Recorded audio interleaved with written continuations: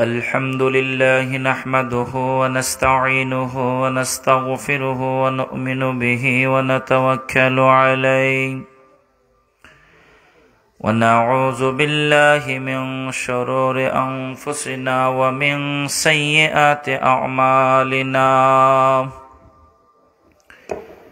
من يهد الله فلا مضل له ومن يضلله فلا هادي له وأشهد أن لا إله إلا الله وحده لا شريك له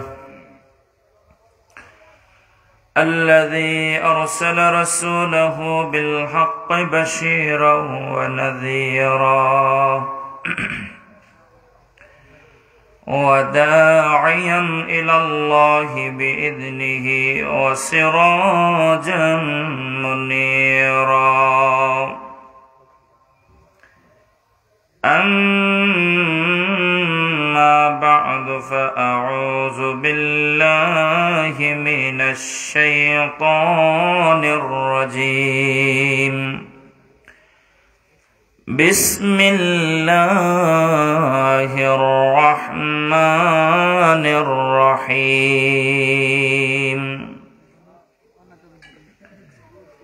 وقضى ربك ألا تعبدوا إلا إياه وبالوالدين إحسانا إما يبلغن عندك الكبر أحدهما أو كلاهما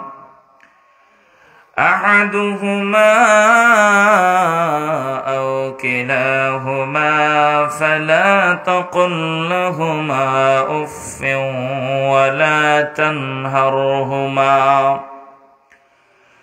ولا تنهرهما وقل لهما قولا كريما واخفض لهما جناح الذل من الرحمة وقل رب ارحمهما كما ربياني صغيرا صدق الله المولانا العظيم وصدق رسوله النبي الحبيب الكريم ونحن على ذلك من الشاهدين والشاكرين وعن أبي هريرة رضي الله تعالى عنه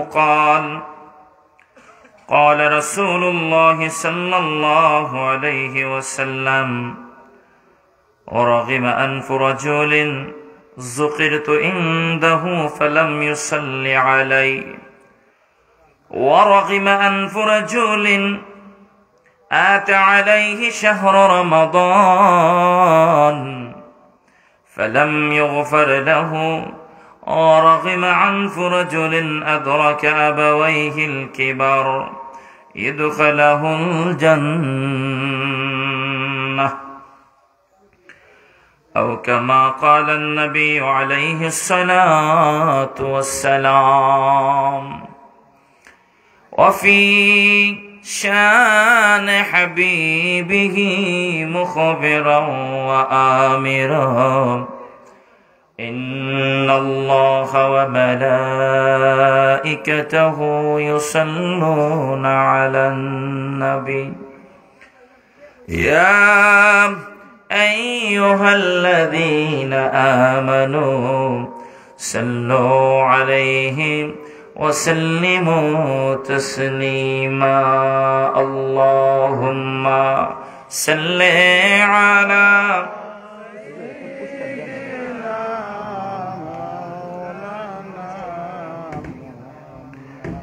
وعلى آل سيدنا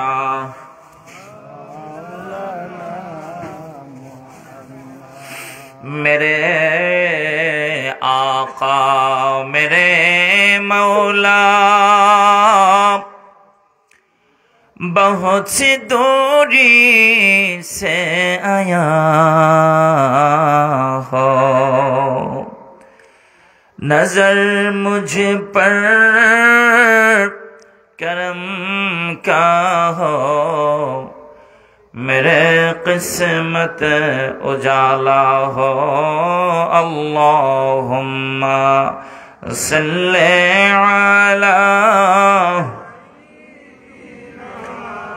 मौलाना मुहम्मद व अला आली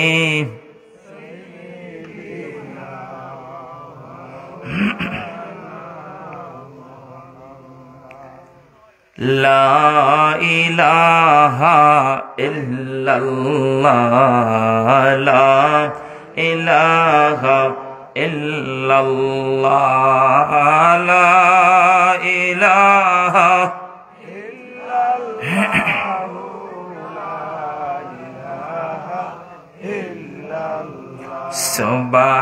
सुब्हानल्लाह वल्हम्दुलिल्लाह ला इलाहा इल्लल्लाह सुब्हानल्लाह वल्हम्दुलिल्लाह ला इलाहा इल्लल्लाह ला इलाहा इल्लल्लाह ला इलाहा তোমার দয়া রিজিকে রিজিক দেন কে বড় করি কন্যাকে তোমার দেওয়া রিজিকে অবাধ্য হই কেমন করে তোমার দেওয়া রিজিকে অবাধ্য হই কেমন করে খুঁজে না পাই কোনো বাসা খুঁজে না পাই কোনো বাসা শুকর গুজার করার আল্লাহ সুবহানাল্লাহ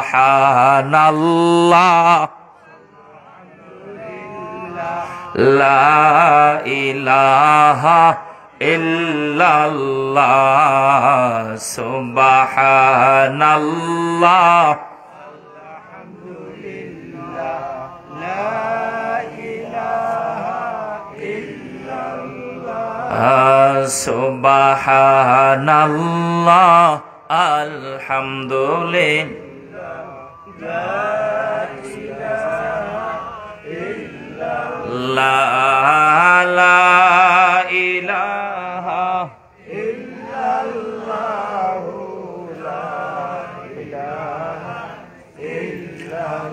তুমি বাঁচাও তুমি মারো অবিরত ক্ষমা করো তুমি বাঁচাও তুমি মারো বাঁচানোর মালিককে তুমি বাঁচাও তুমি মারো অবিরত ক্ষমা করো যাকে ধরার তাকেই ধর যাকেই ধরার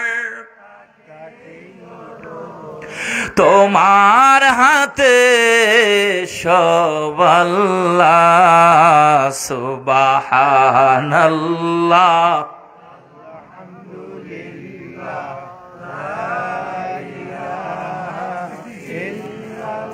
লা সুবহানাল্লাহ আলহামদুলিল্লাহ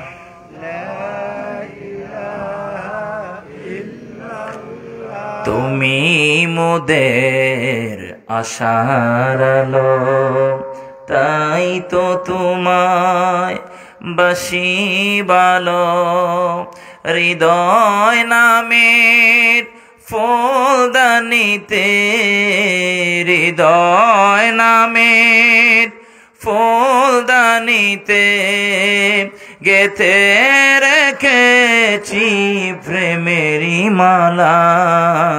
সুবহানাল্লাহ আলহামদুলিল্লাহ লা ইলাহা ইল্লাল্লাহ সুবহানাল্লাহ আলহামদুলিল্লাহ লা ইলাহা ইল্লাল্লাহ লা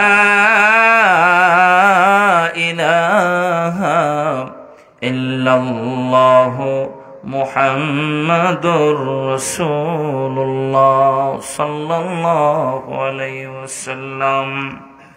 তাজপুর যুব সমাজের উদ্যোগে ষষ্ঠ বার্ষিক তাফসিরুল কোরআন মাহফিলের সম্মানিত সভাপতি হযরত মাওলানা উসমান গনি সাহেব, ইমাম ও খতিব তাজপুর জামে মসজিদ। আজকের মাহফিলের সম্মানিত প্রধান অতিথি হযরত মাওলানা মুফতি আবু হানিফ আনোয়ারি সাহেব চাঁদপুরি। আজকের মাহফিলের প্রধান আকর্ষণ হযরত মাওলানা কারি মুজাম্মিল আহমদ সাহেব মৌলভীবাজার, হযরত মাওলানা উমর ফারুক সাহেব জকিগঞ্জি, দিগর ওলামায়ে কেরাম, মুরব্বিয়ানে আযম, যুবক ভাইরাম, পর্দানিশীন মা ও বোনেরা, মহান আল্লাহ পাকের দরবারে শুকরিয়া আদায় করি, সকলে পড়ি আলহামদুলিল্লাহ। যারা রাস্তাঘাটে দোকানপাটে এদিক সেদিক ঘোরাফেরা করতেছেন, সকলকে আমি অনুরোধ করব, এটা একটা রহমতের বাগানের অংশ। সোয়াবের নিয়তে, সোয়াবের আশায় আমরা সবাই মাহফিলটা বসি, আর আমরা একটু কষ্ট করে সব জমা হয়ে যাই। পাকা জায়গাগুলা বন্ধ করে বসলে একটু সৌন্দর্য লাগবে, ঠিক না? পরে যারা আসবে তারাও বসতে ভালো লাগবে। একটু কষ্ট করে সামনের দিকে আগায় বসেন তো। আল্লাহ আল্লাহ আল্লাহ আল্লাহ আল্লাহ আল্লাহ আল্লাহ আল্লাহ আল্লাহ আল্লাহ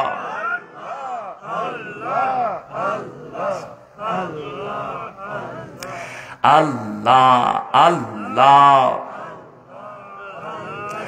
আল্লাহ আল্লাহ বল বান্দা, আল্লাহ কেনে বল না। আল্লাহ আল্লাহ জপলে পরে দিলের গুনাহ তাকবে না। আল্লাহ আল্লাহ আল্লাহ আল্লাহ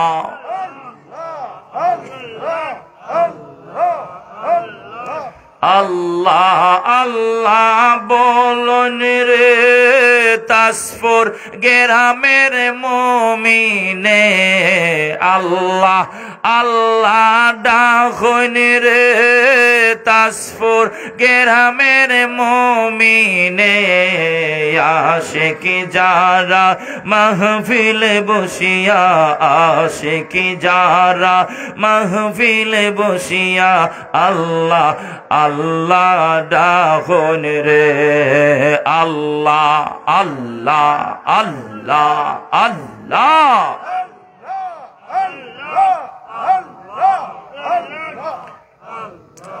আল্লাহ আল্লাহ। জিকির করতে অসুবিধা আছে না আপনাদের? অসুবিধা আছে নি ভাই? একটু বড় করে কর না। আল্লাহ রাসূলুল্লাহ রাসূলুল্লাহ আমার ধ্যানের ছবি মাকি মাদানে। রাসূলুল্লাহ আমার ধ্যানের ছবি।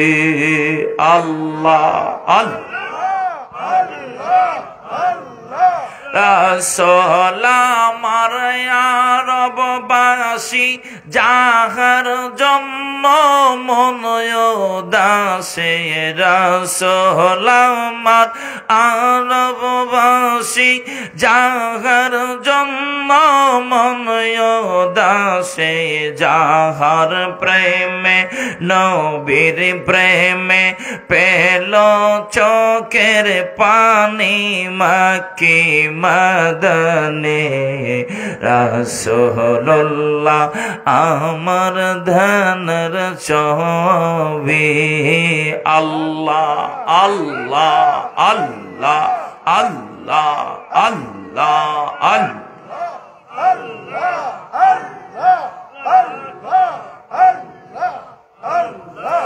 আল্লাহ যেদিন কাহার হবে জাররা জাররা হিসাব নিবেন, আল্লাহ যেদিন কাহার হবে জাররা জাররা হিসাব নিবেন, সেই দিন তোমায় কে তরাবে, সেই দিন তোমায় কে তরাবে মুহাম্মদ রাসূল,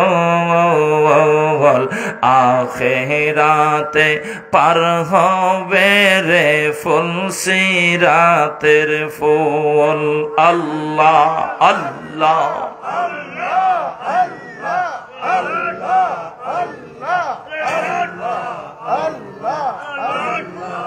লা ইলাহা ইল্লাল্লাহু মুহাম্মাদুর রাসূলুল্লাহ সাল্লাল্লাহু আলাইহি ওয়াসাল্লাম। আমাকে বলা হয়েছে পিতামাতার প্রতি সন্তানের কর্তব্য, এই বিষয়ে কিছু কথা বলার।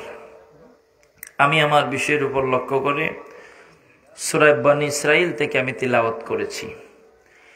আল্লাহ সুবহানাহু ওয়া তাআলা এই আয়াতের ভিতরে দুইটা বিষয়ের প্রতি আমাদেরকে আদেশ করেছেন। জুড়ে বলেন কয়টা বিষয়? দুইটা। একটা হলো আল্লাহর ইবাদত, আর একটা হলো মা বাবার খেদমত। একটা হলো আল্লাহর ইবাদত, আর একটা হলো মা বাবার খেদমত। তিনটা বিষয় আছে সমন্বয়। ইবাদত করব আমরা আল্লাহর। ইবাদত করব কার? আল্লাহ। আল্লাহ ছাড়া অন্য কারো সামনে মাথা নত করব কোন গাছের সামনে, কোন মাজারের সামনে, কোন পীরের সামনে, কোন বাবার সামনে কপাল মস্তক অবনত করা যাবে না। ফয়সালা কার? আল্লাহ। খেদমত আমরা করব সবার আগে মা এবং বাবার। 3 নাম্বার, হৃদয়টা ভরা ভালোবাসা থাকবে আমার একমাত্র মহান আল্লাহ রব্বুল ইজ্জতের প্যারা হাবিব মুহাম্মাদুর রাসূলুল্লাহ সাল্লাল্লাহু আলাইহি ওয়াসাল্লাম। রাসূলের প্রতি আমাদের ভালোবাসা থাকবে সবচেয়ে বেশি। নবীর ভালোবাসা যার অন্তরে যত বেশি, সে আল্লাহর তত প্রিয় হতে পারবে, আল্লাহর প্রিয় পাত্র হয়ে যাবে। আল্লাহ বলেন, ওয়াকাদা রাব্বুকা আল্লা তা'বুদু ইল্লা ইয়্যাহ। আল্লাহ বলেন আমার চূড়ান্ত ফয়সালা, আমি আল্লাহর চূড়ান্ত ফয়সালা, ইবাদত করবা শুধুমাত্র কেবলমাত্র আমি আল্লাহ। কারণ আল্লাহ পাক মানুষ সৃষ্টি করছেন আল্লাহর ইবাদতের জন্য। দুইটা জাতিকে আল্লাহ বানিয়েছেন আল্লাহর ইবাদতের জন্য, আল্লাহর গোলামির জন্য। মানুষ আর জিন, মানুষ আর জিন, এই দুই জাতিকে আল্লাহ বানিয়েছেন আল্লাহর গোলামি করবে। আর বাকি যত মাখলুকাত আছে সবগুলোরে আল্লাহ বানিয়েছেন মানুষের জিনের উপকারের জন্য। ব্যাং, সাপ, এগুলি কেন আল্লাহ সৃষ্টি করছেন? পরিবেশের ভারসাম্য রক্ষা করার জন্য সাপের এবং ব্যাং কাজে লাগে। সুবহানাল্লাহ। এখন সাপের কারণে আমাদের সমাজে ভারসাম্য বজায় রাখবে, এর খাবারের দরকার আছে না? আল্লাহ ব্যাঙ তৈরি করে দিছে, ব্যাঙের আবার খাবারের প্রয়োজন আছে, পোকামাকড় দিছে। সুবহানাল্লাহ, একটু পড়বেন না ভাই? এইগুলি সব আমাগো গোলামি করবে না। একটা হাতি, কত বড় বিশাল হাতি, কখনো কখনো এমন ঘটনা ঘটে, হাতিকে যে নিয়ন্ত্রণ করে, হাতির মাউত বলি আমরা, অনেক সময় দেখা যায় মাউতরেও হাতি ধরে পিটায়, কথা কন না? আর বেশিরভাগ সব হাতি তার মাউতকে মানে। গরু আমরা লালন পালন করি, গরু দিয়ে হাল চাষ করি, ঠিক না? সকাল ফজরের ওয়াক্ত গরুগুলা নিয়ে মাঠের মধ্যে হাল চাষ শুরু করলেন। 10টা 11টা বাজে, 9টা বাজে, 3 ঘন্টা 3.5 ঘন্টা 4 ঘন্টা হাল চাষ করলেন। একটা বার গরুটারে আপনি 1 গ্লাস পানিও খাওয়াইলেন না। গরুর মুখের মধ্যে ফেনা তৈরি হয়, কি কন? হাল চাষ করতেছে, গরুর জবান দিয়া ফেনা পড়তেছে, এরকম দেখছেন না আপনারা? আমি দেখছি, আমি মোল্লাবেটা হইলো আমি দেখছি, কারণ আমি কৃষকের ছেলে। আপনারা হাল চাষ করেন না, দেখছেন না এরকম? কিন্তু গরুটা একবার, এর শরীরে যে শক্তি আছে, একবার যদি হে প্রতিবাদ করতো না, সকাল 6টা থেকে এখন 9টা পর্যন্ত 3 ঘন্টা আমার দিয়ে হাল চাষ করাইলে, একবার তো আমার ছাও খাওয়ালি না, পানিও খাওয়ালি না, গুড়াও খাওয়ালি না, আর তুই 3 বার বেটা লাল চা খাইছ, পাতার বিড়ি খাইছ, 6টা হইব, কথা কর না? আমারে একবারও খাওয়াইলি না কিছু, আমি তোর হাল চাষে আর থাকবো না। যদি গর্দ না মুড়া মাইরা, জোয়ালটারে নানা মাইরা গর্দান থেকে ফেলে দিয়া সার কয়, আর তোর হাল চাষ আমি করব না। সারা দেশের পুলিশি ফিরে হাল চাষ করাইতো, কিন্তু সেই রকম করে না। তার মাথার ভিতরে এই আকল, প্রতিবাদ করার আকল আল্লাহ পাক তাকে দেন নাই। কারণ মাথা থাকলেই, মাথার ভিতরে মগজ থাকলেই বুদ্ধিমান হওয়া যায় না। বুদ্ধি আকল এটা দেন কে? আল্লাহ। এগুলির আল্লাহ আমাদের খেদমতের জন্য দিচ্ছেন, আর আমাদেরকে আল্লাহ তৈরি করছেন আল্লাহর গোলামের জন্য। আল্লাহ কোরআনে বলেন, وَمَا خَلَقْتُ الْجِنَّ وَالْإِنسَ إِلَّا لِيَعْبُدُونَ।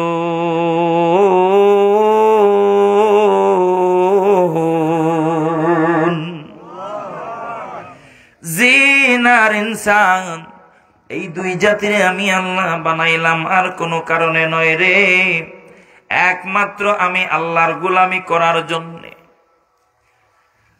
জিন আর ইনসান বানাইলাম আমি আল্লাহর ইবাদত করবে।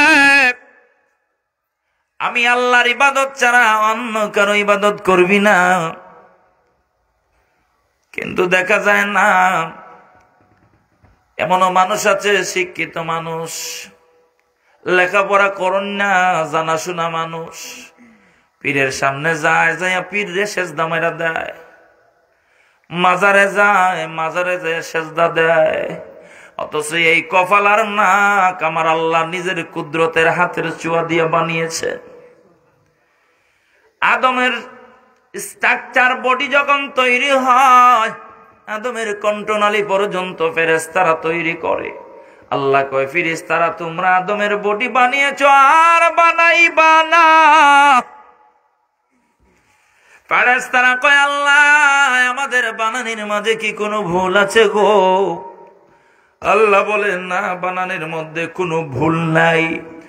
পায়ের তালু থেকে বডি স্ট্রাকচার কণ্ঠনালী পর্যন্ত তোরা ফেরেশতারা বানাইছো, কিন্তু আমার আদমের মাথা, আমার আদমের কপাল, আমার আদমের নাক, আমার আদমের জিহ্বা,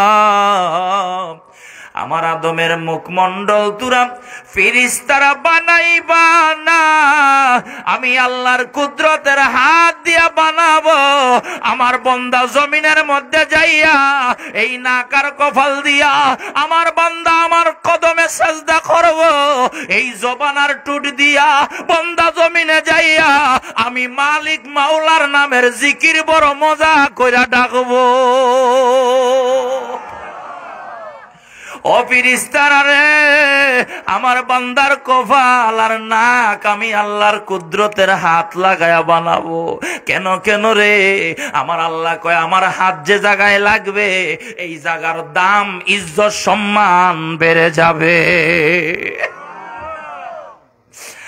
ফেরেশতারা আশ্চর্য হয়ে যায়, হায় হায়,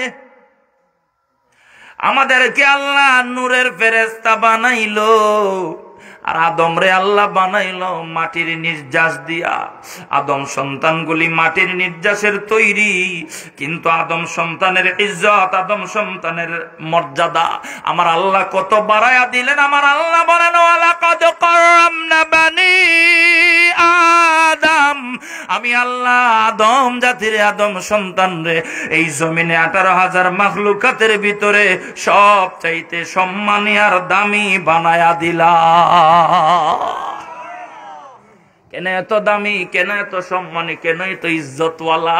বলে আমার বান্দা এই টুট দিয়া, এই জবান দিয়া আমি আল্লাহর নামের জিকির করব, আমি আল্লাহর কোরআন তিলাওয়াত করব, আমি আল্লাহর তাসবিহ তাহলিল পাঠ করব, আমি আল্লাহ তাকে আসমান আর জমিন বরাবর সওয়াব দান করব।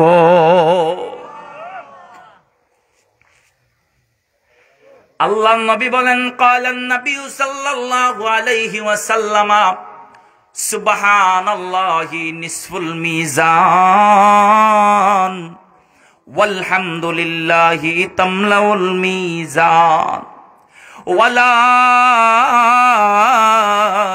ইলাহা ইল্লাল্লাহ লা ইলাহা ইল্লাল্লাহ লা ইলাহা লা ইলাহা ইল্লাল্লাহু আল্লাহু আকবার তামলাউ মা বাইনাস সামাই ওয়াল আরদ। আল্লাহর নবী সাল্লাল্লাহু আলাইহি ওয়াসাল্লাম ইরশাদ করেন, যারা সুবহানাল্লাহ সুবহানাল্লাহ সুবহানাল্লাহ পড়বে আল্লাহ তাদেরকে মিজানের অর্ধেক পাল্লার সওয়াব আমলনামায় দান করে দিবে।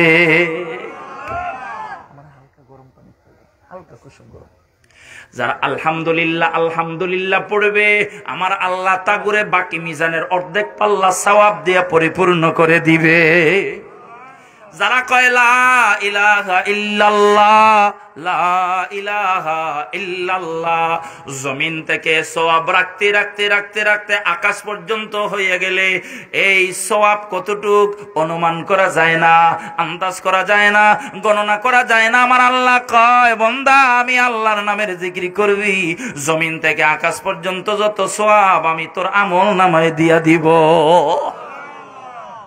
এই জবানের দাম আছে না নাই? এই জবান, এই জিহবা আমি আল্লাহর কুদরতের ছোঁয়া দিয়ে বানাইলাম। এই জবান দিয়ে তুই আমি মাওলার জিকির করবি। আলহামদুলিমান কদ্দারা খায়রা ওয়া খাবালা, আলহামদুলিমান কদ্দারা খায়রা ওয়া খাবালা, ওয়াশকুরু লিমান সাওয়ারা হুসনা ওয়া জামালা, ওয়াশকুরু লিমান সাওয়ারা হুসনা ওয়া জামালা।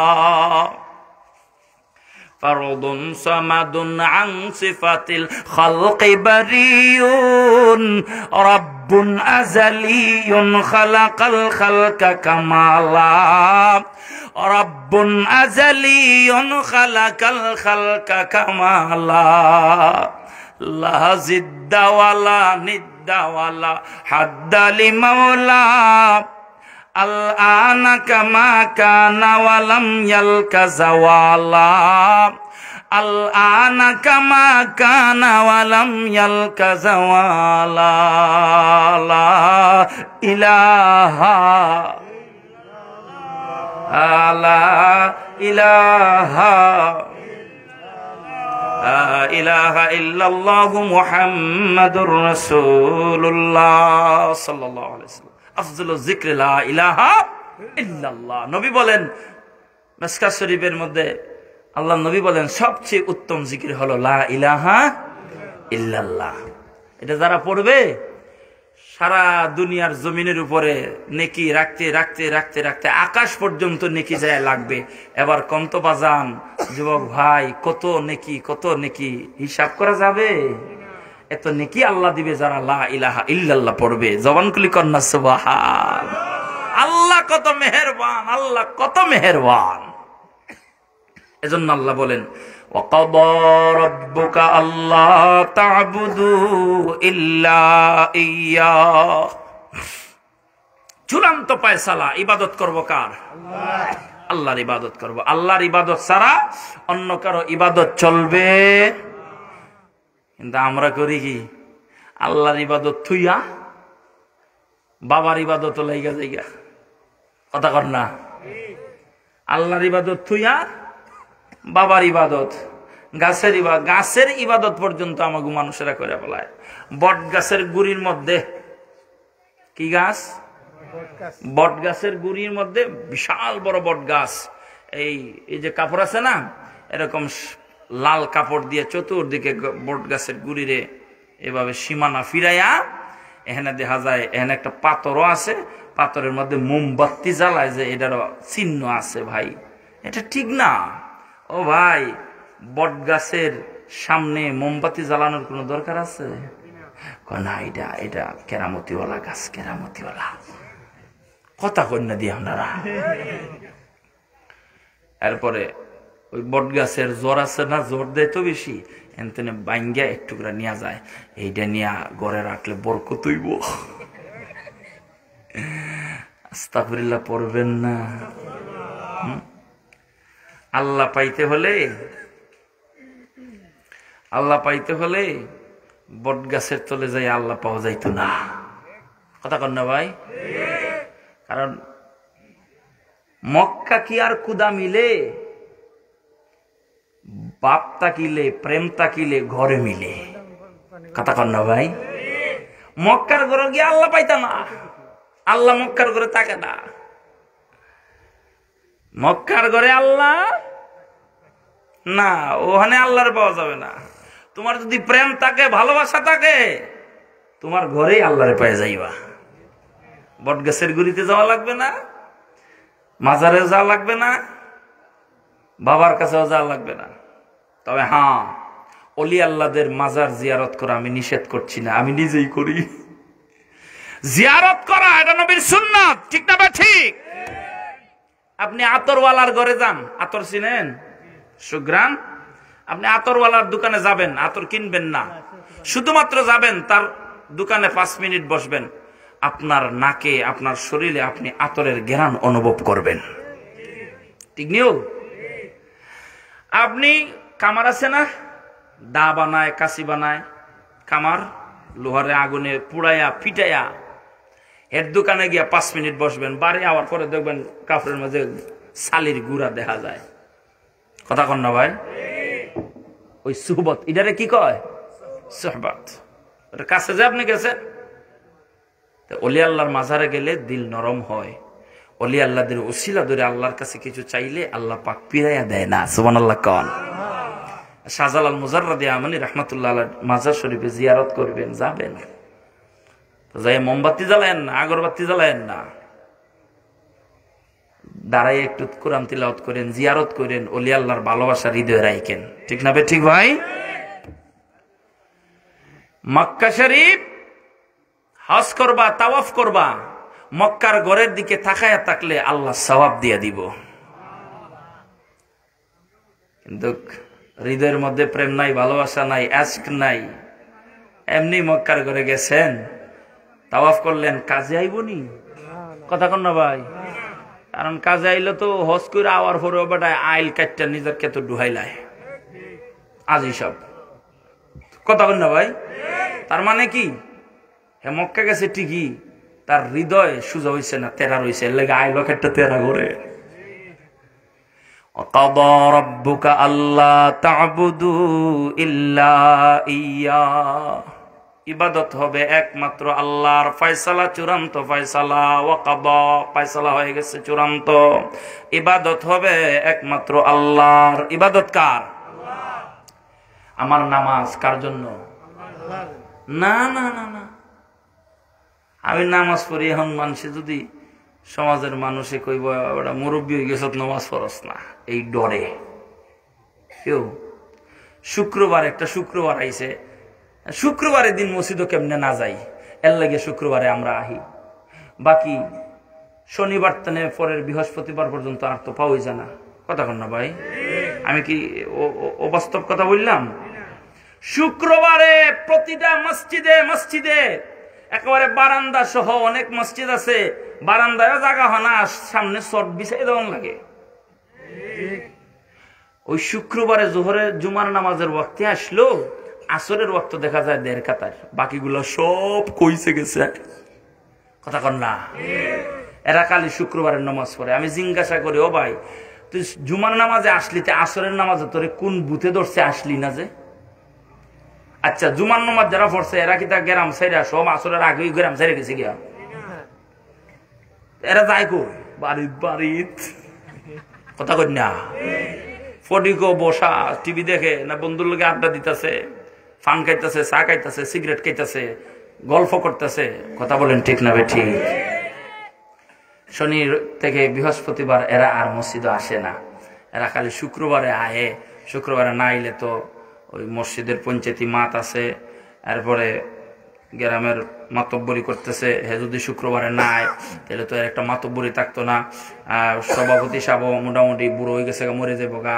হে যদি একটু বাপ সাপ ধরতারে মোটামুটি সভাপতি হওয়ার একটা সম্ভাবনা আছে। এখন যদি শুক্রবারে না আয় তো সভাপতি তার বনি। কথা কেউ বাস্তব বলছি? আর কেউ কেউ আছে বিয়ার নমাজি, বিয়া করতো, এখন আলাপ আলোচনা চলতেছে, এখন সবাইকে বিয়া, এখন হে নমাজ হয়, টুপি একটা মাথায় দিয়ে নমাজ হয়। এখন উকিলে জিগায় কিও আপনার ছেলে নামাজি নি? আর কন কি মাশাআল্লাহ মসজিদ। বিয়া হওয়ার পরে আরে নাই, আড়াই গেছে না।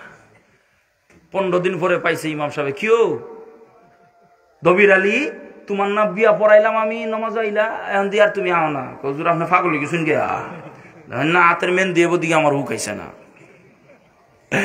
মেন দিয়ে হুকাইছে না, নমাজ অমুকে রে আর নমাজ হয় না। বাচ্চা কাচ্চা হয়, নমাজও নাই। কেউ দবির আলী নামাজে আহ না, হুজুর সংসারে বেড়ালাইছে হুজুর, ফুলা মাইয়া ফুলারা অবশ্য ফুলে ঠিক না বে ঠিক? নামাজ নেই। বুড়া হয়ে যাওয়ার গা পরে এখন আর দাম নাই, দোকানও আর যাওয়ান লাগে না। বুড়ো হইছে তো বেটা, দোকানও 50 টাকা দিলা, এটা কত চিনুই না, বেড়া লেগে থাকা দিত 40 টাকা, 40 টাকা রাখা 10 টাকা ঘুরাই দিত। হ্যাঁ 40 টাকা নিজের কাছে রাখতো, দান বাক্স হইতো, কেশ হইতো, হ্যাঁ 10 টাকা রেখা 40 টাকা ফিরাই দিল। দোকানের লাভ না লস? ফুতে কয় আব্বা তুমি আর দোকান হওয়ার দরকার নাই রে বাবা। বুড়া এখন রিটায়ার্ড, গরজ ফের ফেরি করে। বুড়ে কয় বুড়া হয়েছে ঠিক হয়েছ না, নমাজ খান্তার যাওনি, মসজিদও যাওনি। গরের বুড়ি কথাবার্তা কয়, ফুতের বউ গড় আইছে, লজ্জায় শর্মে কিতা করতো মসজিদ।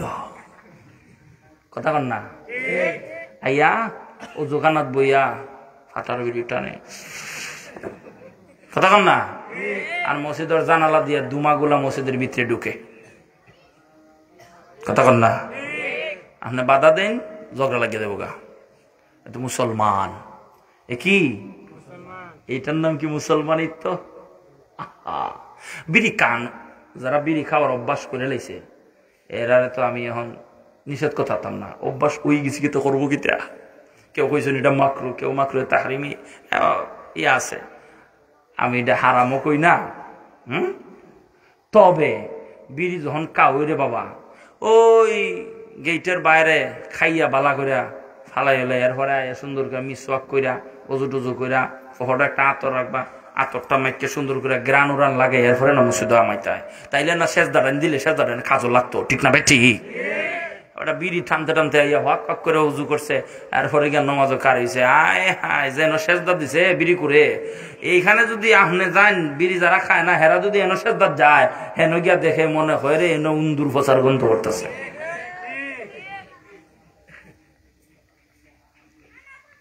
এগুলা ঠিক না নমাজটা হবে কার জন্য বিয়ার নমাজ হইতো না শুক্রবারে নমাজিও না মাসিক নমাজিও না লিডারি হওয়ার জন্য নমাজ না নমাজ পড়বো আমি আমার আল্লাহর জন্য ঠিক না ভাই ঠিক ইন্না সালাতি ওয়া নুসুকি ওয়া মাহইয়ায়া ওয়া মামাতি লিল্লাহি রাব্বিল আলামিন আমার নমাজ আমার কুরবানি আমার জীবন আমার মরণ আমার বেঁচে থাকা সব কার জন্য না না আমি কুরবানি দেই গ্রামের মানুষকে তো আমার গরুটা সবচেয়ে বড় আছিল কত দেশ আছে 95 কথা কর না ভাই তোমার গরু 95 দিয়ে কিনছো না 1.5 লাখ না 1,20,000 এটা কর দরকার নাই কেউ যদি জিগায় যারা জিগায় এর আরো বড় ব্যাকল ঠিক না ভাই ঠিক জিগানের জিনিস না কুরবানি দিয়াম আমি আমার আল্লাহ পাওয়ার জন্য ঠিক না বে ঠিক 30,000 দাও না 1,20,000 1,25,000 এটা দেহার বিষয় না তোমার দিলটা কদ্দুর আল্লাহর জন্য পাগল এটা হইল সবার শ্রেষ্ঠ বিষয় কুরবানি হবে আমার আল্লাহর জন্য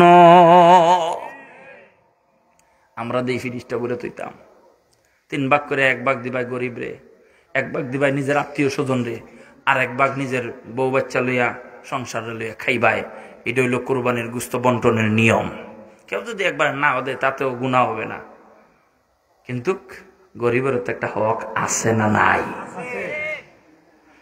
দুনিয়া মানুষকে খাওয়াবেন মানুষের দোয়া নিবেন আপনার 7 পুরুষ আল্লাহ উজালা করে দিব কথা বেশি বাইরে যেতেছে গা নমাজ রোজা কুরবানি এগুলা কার জন্য হবে আল্লাহর জন্য আল্লাহর ইবাদতের পরে যেই বিষয়টা আল্লাহ গুরুত্ব দিয়ে বলছেন এটা হইল ওয়াবিল ওয়ালিদাইনি ইহসানা আমি আল্লাহর ইবাদত করবা আমি আল্লাহর ইবাদত করার সাথে সাথে তোমরা আরেকটা জিনিস করতেই ভাই এটা যদি না করো তাইলে তোমার নমাজ রোজা হজ যাকাত সব বিফলে চলে যাবে কলই চিনুননি কলই মাছ যে শিকার করে মাছ রাখে না ও কোমরের মধ্যে বাইদা লাইটার কুচা নিয়ে যায় আলো শিকার করে মাছটা কলুর মধ্যে রাখে না এই কলইটা হইল নমাজ রোজা হজ যাকাত সব আর কলর নিচে যেটা পাটিতে বাঁধে না এটা হইল তোমার মা বাপের খেদমত যদি কলর তলা না থাকে মাগুর মাছ জইটি তৈবা শিং মাছ তৈবা সবটি কলর তলা যদি না থাকে সবটি যাইব গা মাছ মারবা ঠিকই এদিকে ঢুকাইবা নিচেতে ঘুরে যাবো গা বাড়িতে যেতে ভাই একটাও নাই ঠিক না ভাই ঠিক ঠিক তেমনি ভাবে নমাজ রোজা হজ যাকাত কোরআন তিলাওয়াত তাসবিহ তাহলিল সব ঠিক আছে মা বাপের খেদমত নাই মা বাপের সাথে ভালো ব্যবহার নাই তোমার নমাজ রোজা যা আছে সব ফলর নিচে দিয়ে ঘুরে গেছি গা আসরের মাঠে ওইটা দেখবা কুস্তা নাই কথা বুঝতেছেন নি আমার আর কেমনে বুঝাই ও মুসলমান আল্লাহর ইবাদত করা ফরজ সাথে সাথে আমার আল্লাহ কয় তোর মা বাবার সেবা খেদমত করা আমি আল্লাহর হুকুম ফরজ করে দিলাম আল্লাহর নবীর সাহাবী প্রশ্ন করে ইয়া রাসূলুল্লাহ ও গো মায়ার নবী আমি আমার মা বাবার হক কেমন করে আদায় করব আমার নবী বলেন হুমা জান্নাতুকা ওয়া নারুকা তোমার মা বাপ তোমার জাহান্নাম তোমার মা বাপ তোমার জান্নাত মা বাবা যদি তোমার উপরে অসন্তুষ্ট হয়ে যায় তুমি জাহান্নামী হয়ে যাইবা মা বাবা যদি সন্তুষ্ট করতে পারো আল্লাহর জান্নাতের মালিক হয়ে যাইবা আল্লাহর নবী সাল্লাল্লাহু আলাইহি ওয়াসাল্লাম ইরশাদ করেন আল ওয়ালিদুল আওসাতু আবওয়াবিল জান্নাতি ফাহাফিজ ইন শিতা আও দাই আল্লাহর নবী সাল্লাল্লাহু আলাইহি ওয়াসাল্লাম ইরশাদ করেন তোমার পিতা জান্নাতের দরওয়াজা সমূহের মধ্য থেকে সর্বোত্তম একটা দরওয়াজা। তুমি যদি ইচ্ছা করো তা সংরক্ষণ করতে পারো, ইচ্ছা করো এটারে বিনষ্ট করে দিতে পারো। যদি চাও ফাহাফিজ, তুমি হেফাজত করো, সংরক্ষণ করো, বাবার খেদমত করো, পিতার মন সন্তুষ্টি অর্জন করো, জান্নাতের দরওয়াজা তোমার জন্য সুন্দরভাবে থাকবে। আর যদি বাবা তোমার উপরে অসন্তুষ্ট হয়ে যায়, আল্লাহর নবী বলেন ইনশিতা আও দাইয়্যা, যদি এটা বিনষ্ট করতে চাও বিনষ্ট করতে পারবা, মরলে জাহান্নামের দরওয়াজা তোমার জন্য, জান্নাতের দরওয়াজা বন্ধ। জবান খুলি কন্যা আল্লাহু আকবার। আল্লাহর নবী সাল্লাল্লাহু আলাইহি ওয়াসাল্লাম আরো ইরশাদ করেন, রিদাউল্লাহি ফি রিদাইল ওয়ালিদ, আল্লাহ পাকের সন্তুষ্টি যদি চাও, তোমার বাবার সন্তুষ্টি অর্জন করো। বাবা যদি সন্তুষ্ট থাকে সন্তানের উপরে, আল্লাহ সন্তুষ্ট। কন্যা সুবহানাল্লাহ। আল ওয়ালিদি ওয়া সাখাতাল্লাহি ফি সাখাতিল ওয়ালিদ, বাবা যদি অসন্তুষ্ট থাকে সন্তানের উপরে, আমার আল্লাহও অসন্তুষ্ট। বাবা যদি সন্তুষ্ট, বাবা যদি খুশি, আল্লাহ খুশি। বাবা অসন্তুষ্ট, আল্লাহ অসন্তুষ্ট। বাবা পিতা, বাবা যে তোমার জন্য আমার জন্য কি যে না করছে বাবা, আহা, বাবার জীবনটাই তো শেষ করে দেয় সন্তানের জন্য, ঠিক কিনা ভাই? বাপ হায়রে বাপরে, ছেলেরে দুইটা তিনটা ছেলে মায়া যদি হয়, বড়ডারে ঈদের সময় শার্ট কিনা দিছে, ছোটডার জুতা ও ফেনও, মাইয়াডারে ড্রেস কিনা দিছে, নিজের বউরে শাড়িও দিছে, আর নিজের পুরান শার্টটা দুইয়া ইটারে বাইস করিয়া ইটারে সুন্দর করিয়া ইটা করতে দেয়। ঈদগার মাঠও গেছে, নিজের লেগে একটা নতুন শার্টও আনছে না, 3 বছর আগের শার্ট, ওটা ঈদ নামাজ লইয়া যায়। স্যান্ডেল ডাইন ছিঁড়ে গেছি গা, তার দা বান্ধা ঈদগাহ যায়, আর ফুলা ফান্দে নতুন নতুন জুতা কিনা দেয়। এটার নাম হইল বাবা, ঠিক না বে ঠিক? এর লাগে নবী বলেন, খবরদার তোর বাবারে তুই অসন্তুষ্ট করিস না। বাপ অসন্তুষ্ট, আমি আল্লাহ অসন্তুষ্ট। বাপ খুশি, আমি আল্লাহ খুশি। সুবহানাল্লাহ কন্যা।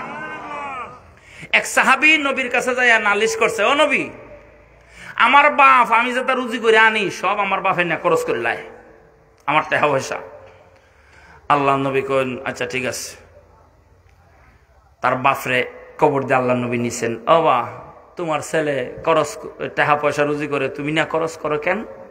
হুজুর, হেরে জিজ্ঞাসা করেন, এই যে টাকা পয়সা আমি খরচ করি, এগুলাকে আমি আমার নিজের তলে খরচ করি না, তার মা তার বোন ভাইয়ের তলে খরচ করি। আল্লাহ নবী বলেন, ঠিক আছে। ওরে ডাকলেন, শোনো, তুমি অভিযোগ করছো তোমার টাকা পয়সা তোমার আব্বু খরচ করে ফেলায়, আমি নবী বলতেছি তুমিও তোমার বাপের, তোমার টাকা পয়সা তোমার বাপের। সুবহানাল্লাহ কইতেন না? ওয়াজ মজা লাগতেছে না মনে হয়? হ্যাঁ, আমার বিষয় দিছে ভাই, এটা কম তো লাগবো, বানায় তোর কইতাম না। মা বাপ কেমন রে, এখন আমিও আমার বাপের, আমার টাকা পয়সা আমার বাপের, এখন আমার বাপের যেটা ইচ্ছা করবো, আমার কোনো নাক গলাইবার বিষয় আছে নি? খবরদার বাপের মনে কষ্ট দিও না। আবার বাপ যেন এরম না হয়, আমরা সমাজ এরম বাপ আছে কইলিতাম নি। বড় ফুলা দিছে বিদেশে, 10 বছর বিদেশ কাটিয়া 10 বছরে না হইলেও টাকা 25 লাখ বাপরে রুজি করে ফাটাইছে, ঘর বানাইছে 8 রুম দিয়া, তার 2টা বইনা ছিল, 2টারে লেখাপড়া করে, 2টারে 2খানো বিয়া দিছে, ছোটটারে ডুবাই ফাটাইছে। এখন হে দেশ আইছে, আইয়া বিয়া করতো, ওমা হের বাপ বেজার, এখন কে আইছো 2 বছর পরে আইলে নাই তোরে বিয়াটা করাইতাম। ওমায় বাপের মন বেজার, মার মন বেজার দেখিয়া হে 3 মাসের ছুটিতেছিল, 2 মাসের খালে আমার জায়গা মায় হয় কি তারে ভোট যাইতে গিয়া, ও আমার কফিলে কইছে গো যাইতাম গা, অসুবিধা আছে। আসলে মতন বুক বড়া কষ্ট লইয়া 1 মাস আগে ওই হে টিকিট কাটে যার, ঠিক না বে ঠিক? এমন আছে বিয়া করে গেছে গা, সংসারের কারণে 5 বছরের ভিতরে আর বউর মায়া দেশ হইছে না, তার ছোট ছোট ভাই এনতেরে বাপে মানুষ করছে, ঘর বানাইছে, সবকিছু করছে, এখন দেশও আইছে, আইয়া দেহে সবারই সবকিছু আছে, ছোটটার মোটর সাইকেল আছে, মাইজমটার দোকান আছে, আর হের কিচ্ছুই নাই। হে এখন আবার যদি কিছু করতে পারে তে খাইতো, নাইলে তার বাজার আডেরও টেকা নাই। এরকমও মা বাপে ছেলে সন্তানের সাথে অন্যায় নাফরমানি কইরা লায়, ঠিক নিও ভাই? এটা সতর্ক থাকতে হইব। আপনার ছেলে বিদেশ গিয়া রুজি কইরা আপনি বাপরে বিশ্বাস করে আপনি বাপের কাছে টেহা দিতেছে, মার কাছে টেহা দিতেছে, ভাই এনতের ভবিষ্যতের লাগে লেখাপড়ার খরচ দিতেছে। এই ছেলেটার ভবিষ্যৎ আপনি আলাদা করতেন, হের রুজির অংশ থেকে তার ভবিষ্যৎ আলাদা করে রাখতেন। তারও তো একটা সংসার আছে, তার ছেলে মেয়ের ভবিষ্যৎ আছে, কথা বলেন ঠিক না বেঠিক? কিন্তু না, এবারে 12 বছর রুজি করে বিদেশ থেকে টেহা দিছে, সব দেখা যায় সকলে রেডি। আর হ্যাঁ তো বিদেশি, এর আল্লাহ দিব নে, আল্লাহ আসমান তো ঠান্ডা হলে দিব, কথা কন্যা।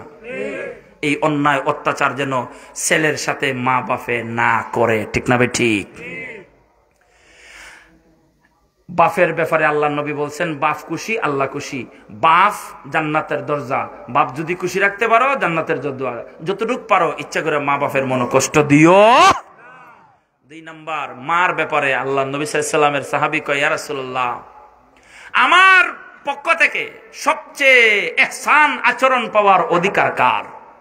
নবী বলেন, তোমার মার। সাহাবী আবার প্রশ্ন করে, সুম্মা মান, এতপর কে? নবী বলেন, উম্মুকা, তোর মা। সুম্মা মান, এতপর কে? নবী বলেন, তোর মা। সুম্মা মান, এতপর কে? নবী বলেন, তোর মা। 3 বার মার কথা নবী বললেন। 4বার সাহাবী জিজ্ঞাসা করে, সুম্মা মান, এতপর কে? নবী বলেন, তোমার বাবা। এই হাদিসে আল্লাহ নবী মার কথা বললেন 3 বার, বাবার কথা বললেন 1 বার, মার কথা 3 বার। কেন নবী মার কথা 3 বার বললেন? মুহাদ্দিসিনে কেরাম ব্যাখ্যা করেন, আমার আল্লাহ সুবহানাহু ওয়া তাআলা মায়ের দ্বারা সন্তানের জন্য এমন 3টা বড় বড় কষ্ট এই জমিনের মধ্যে মা করেছে রে।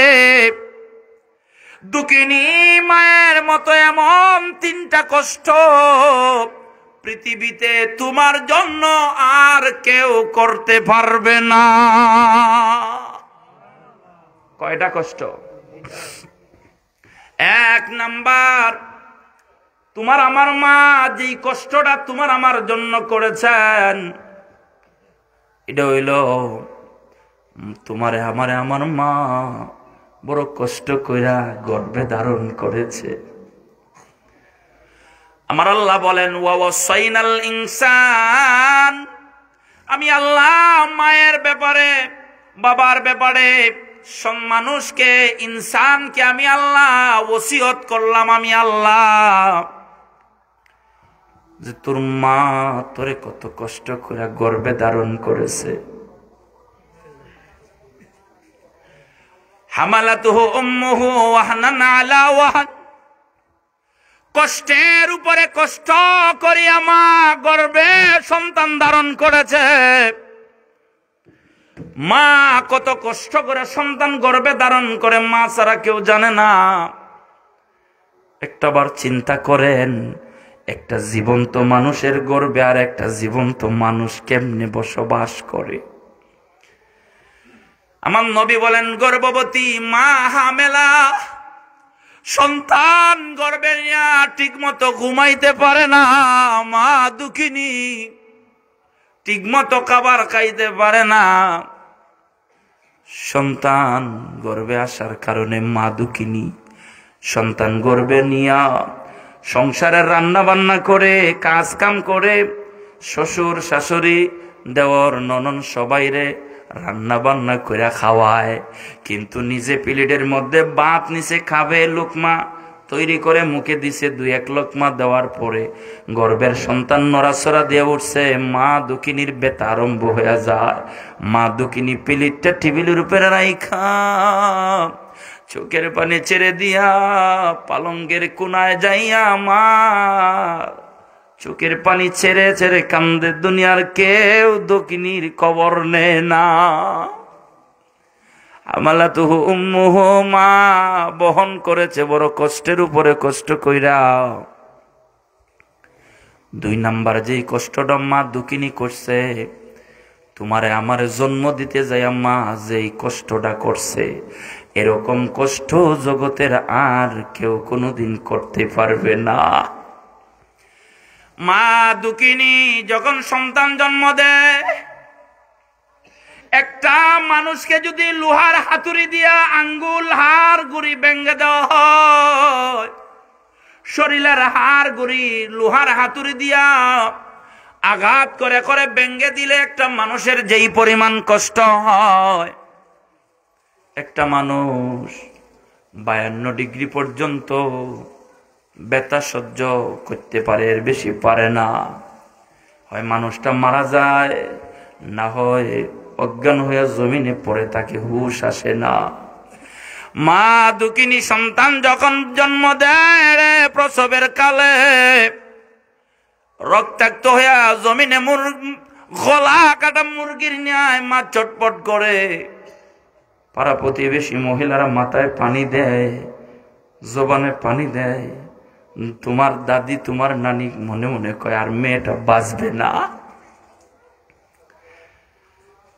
সবাই দোয়া করে, আল্লাহ হায়াত বাড়ায় দাও, সন্তানের মুখ দেখার তৌফিক করে দাও। হুজুরের কাছে দোয়া চায়। শ্বশুর নামাজ পড়িয়া পড়িয়া কান্দে, পুত্রবধূ যেন মারা না যায়। সন্তান জন্ম দিতে যায় মা দুঃখিনী মরিয়াও মরার ঘাট থেকে ফিরিয়ে আসে। কথা কন্যা ভাই, ঠিক না বেটি? প্রসবের কি বেতা মায়ে জানে সেই কথা, মরিয়ায় মায়ের মরণ হইল না, মরিয়ায় মায়ের মরণ হইল না। এমন দরদি ববে কেউ হবে না আমার মা। ঠিক কিনা বলুন? মা দুঃখিনী সন্তান জন্ম দিতে যাইয়া মরে যায়, তারপরেও মরে না, মরণের ঘাট থেকে ফিরে আসে। এই কষ্টটা মা দুঃখিনী ছাড়া তোমার জন্য আর কেউ করে না, করতে পারবে না। এই জন্য নবী করিম সাল্লাল্লাহু আলাইহি ওয়াসাল্লাম মায়ের কথা দ্বিতীয়বার বললেন। 3 নাম্বার নবী কেন মায়ের কথা 3 বার বললেন? বলে তৃতীয় নম্বর কারণ হইল মা দুঃখিনী ওয়াফিসালুহু ফি আমাইন। মা দুঃখিনী 2 বছর সন্তানটারে তো যত্ন করে দুগ্ধ পান করায়। ও ভাই, এই শীতের রজনীতে আল্লাহর কসম, আল্লাহর ইজ্জতের কসম, যাদের ঘরে যেই মার কোলে 1.5 বছর 1 বছরের বাচ্চা আছে, ওই মারা এই শীতের রজনীতে সারা রাত ঘুমাইতে পারে না। 40 মিনিট 1 ঘন্টা 1.5 ঘন্টা পর পর ঘুম ভেঙে যায়। সন্তানের পেশাব করে দিছে, কাপড় সরায়, না হয় সন্তানের মুখে দুগ্ধ দেয়, সন্তানরে নাস্তা খাওয়ায়। মা দুঃখিনী ঘুমায় না, মা দুঃখিনী বারবার সন্তানরে দুধ খাওয়ানোর জন্য সজাগ হয়ে যায়। এজন্য নবী বলেন তোর মার খেদমত করবি, কারণ 3 নম্বরে তোর মা তোর জন্য যেই কাজটা করছে, 2-2.5 বছর তোর মা দুঃখিনী তোরে দুগ্ধ পান করাইছে। এত যত্ন করে কষ্ট করে জগতে আর কেউ তোরে এরকম করবে না। জবানটা খুলি কন্যা সুবহানাল্লাহ। মায়ের 1 দার দুধের দাম কাঠিয়া গায়ের সাম। 1 দার দুধের দাম মায়ের, 1 দার দুধের দাম কাঠিয়া গায়ের সাম। পাপুষ বানাইল ঋণের শোধ হবে না। এমন দরদি ববে কেউ হবে না আমার মা। ঠিক কিনা বলো? এমন দরদি ববে কেউ হবে না আমার মা। মা দুঃখিনী এই 3টা কষ্ট সন্তানের জন্য করছে। এই জগৎ সংসারে এরকম কষ্ট মার জন্য আর কেউ করবে না। এজন্য নবী বলে সাহাবী তোর মায়ের খেদমত কর, মায়ের খেদমত কর, মায়ের খেদমত কর। 3 বার নবী বললেন মায়ের 3টা কুরবানি বড় বড়। এই জন্য মার খেদমতের কথা নবী 3 বার বলছে, একটু বড় করি কন্যা সুবহানাল্লাহ।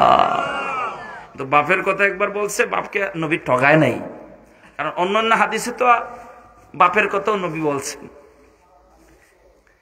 আমি খুতবার মধ্যে যে হাদিস খানা পড়েছিলাম, আবু হুরায়রা রাদিয়াল্লাহু তাআলা বলেন, আল্লাহ নবী সাল্লাল্লাহু আলাইহি ওয়াসাল্লাম ইরশাদ করেন, রাগিমা আনফু রাজুলিন, ওই ব্যক্তির নাক দুলিশাত হয়ে যাক। আমার নবী সাল্লাল্লাহু আলাইহি ওয়াসাল্লাম বলেন, নাকে মাটি লাগুক, লাঞ্ছিত হোক ওই ব্যক্তি লাঞ্ছিত হোক, ওই ব্যক্তির নাক দুলিশাত হোক, ওই ব্যক্তি ধ্বংস হয়ে যাক, ওই ব্যক্তি ধ্বংস হয়ে যাক। নবী গো, কোন ব্যক্তি? আল্লাহ নবী সাল্লাল্লাহু আলাইহি ওয়াসাল্লাম বলেন, শুনো, যুকিরতু ইনদাহু ফালাম ইউসাল্লি আলাইহি, যার সামনে আমি রহমতুল্লিল আলামিনের নাম মোবারক নেওয়া হয়, আর হে উম্মত আমি নবীর উপরে দুরূদ শরীফ পড়ে না, সে ধ্বংস হয়ে যাক, লাঞ্ছিত হোক, অপমানিত হোক। চিৎকার দিয়ে বলুন না নাউজুবিল্লাহ। কষ্ট হইতাছে নি আপনারা? শেষ করে দিতাম নি ভাই? হ্যাঁ, কষ্ট হইলে আমার কইয়েন, আপনারা আমি কষ্ট দিতে রাজি না।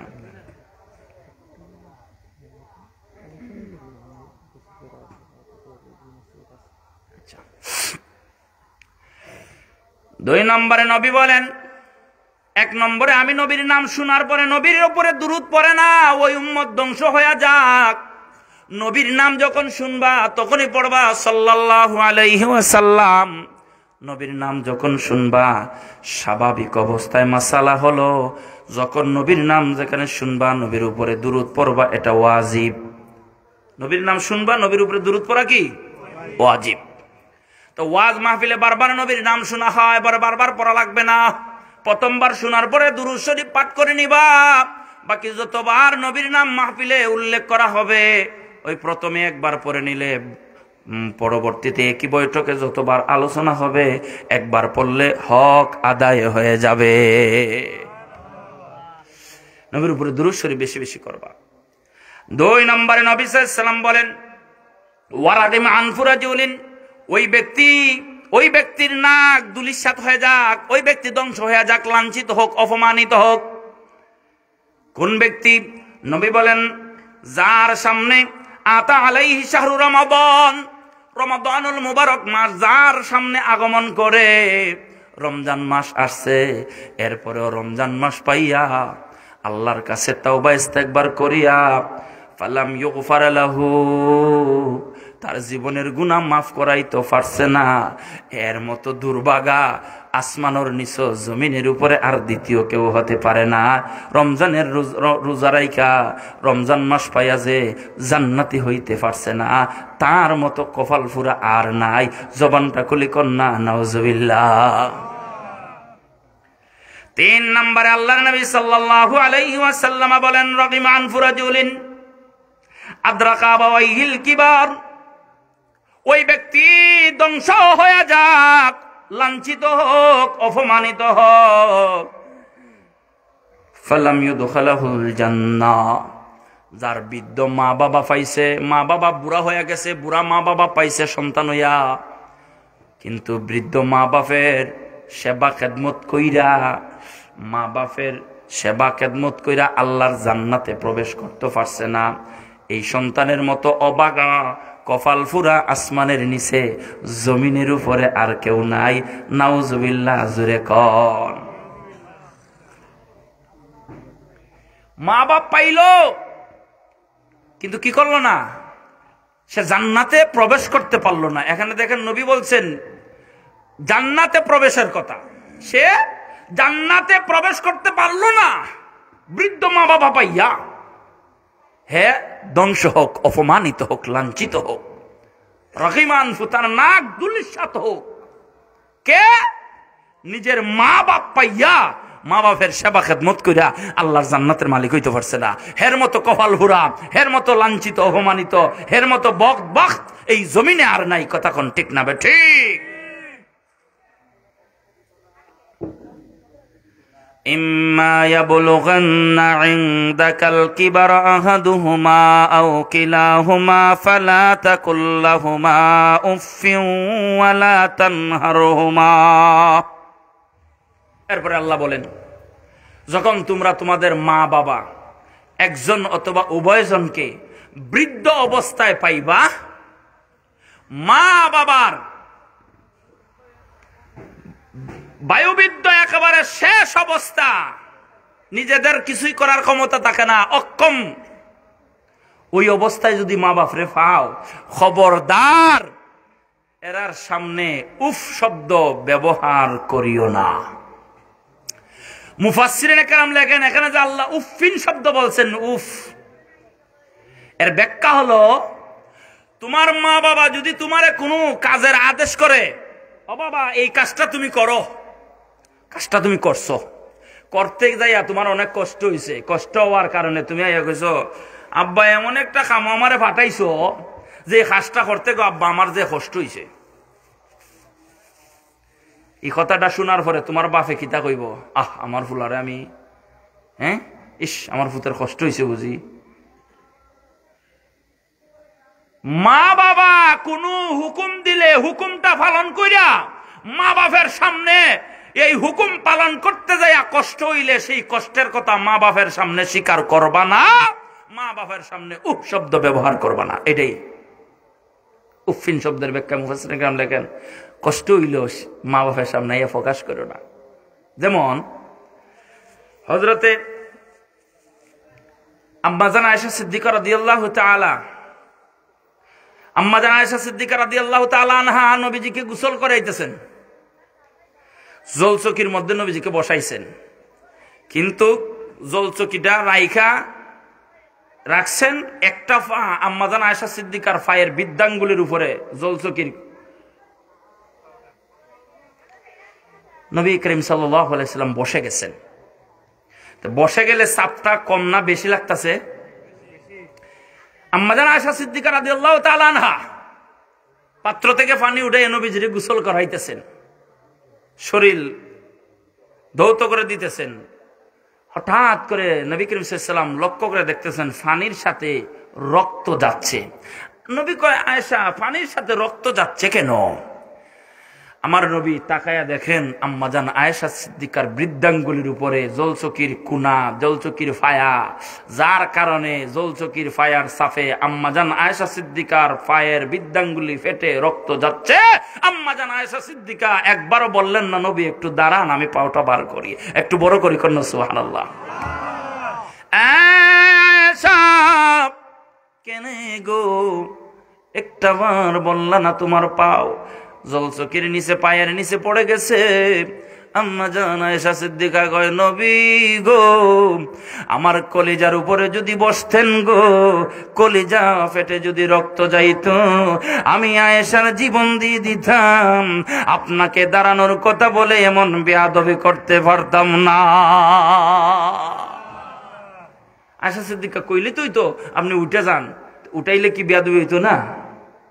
আরেকটু বলি, উহুদের প্রান্তরে আল্লাহর নবী সাল্লাল্লাহু আলাইহি ওয়াসাল্লামের দান্দান মুবারক শহীদ হয়ে যায়।